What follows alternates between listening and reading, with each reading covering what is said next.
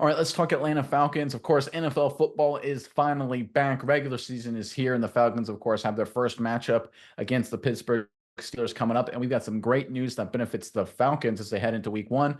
I'm Nick, and this is Saturday Morning Inspection.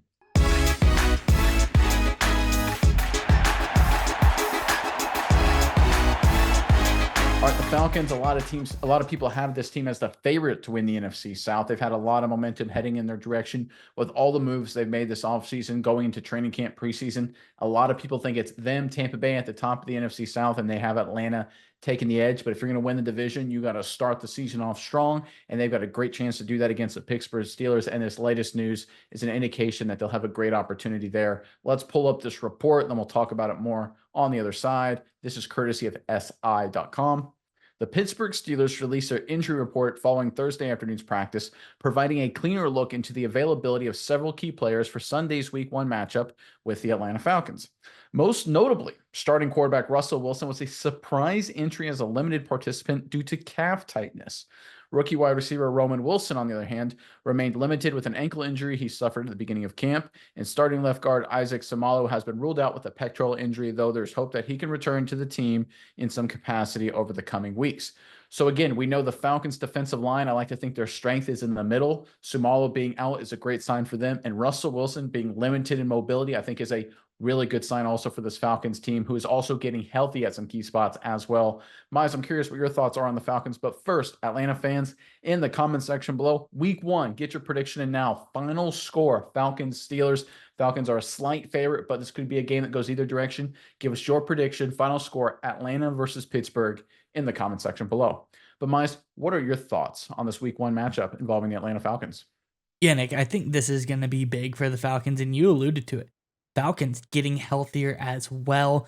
They only had 3 guys on the injury report. 2 of them were limited, and one of them was Kyle Pitts, I think the most important one on that report, who's back to being a full participant in practice. So I'm really liking what the Falcons are looking like on both sides of the ball, really. But you look at the Steelers, one other one that I accidentally left off of that story is actually not really second string, but number 2 tight end Darnell Washington is also still banged up as well for the Pittsburgh Steelers.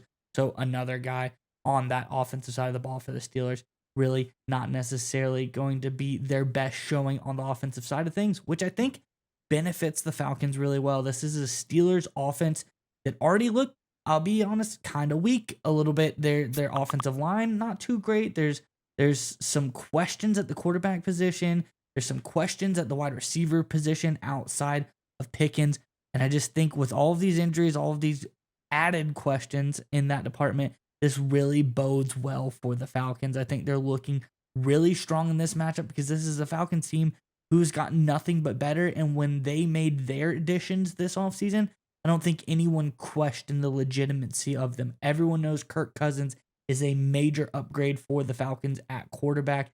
Everyone knows the other guys around this ball is going to be good. We all know Matthew Judon on that defensive line. He's going to be a big addition. There's just so many guys the Falcons have added across both sides of the ball. I think they're looking like massive favorites in this game versus the Steelers.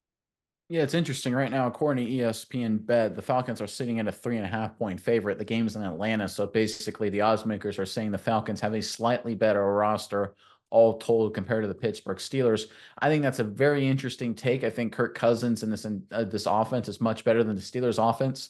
I think the Steelers defense may be a little bit better, but this Falcons defense, Raheem Morris, Matthew Judon, a lot of young guys. Ruka Roro is coming into the fold as well. We did a film review on him.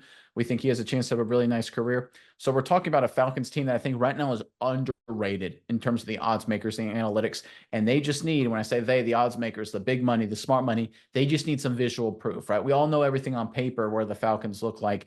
This is an opportunity for the Falcons to deliver a powerful message, and I think they do it. Now, look, I think this is a low-scoring game. I think both defenses come out and really do a lot of damage in the first half. I wouldn't be surprised if it's like 10-6 or something like that. But I think over time, the Falcons wear down the Steelers' defense, force a couple turnovers on defense. I'm really excited to see what this Falcons front seven, again, under Raheem Morris, does to the Steelers' offensive line. I think they're going to have a field day. I'm expecting a lot of sacks on a limited Russell Wilson in the second half. This game feels, 20-10-ish kind of final. I think this is a good start for the Falcons. I think they start 1-0.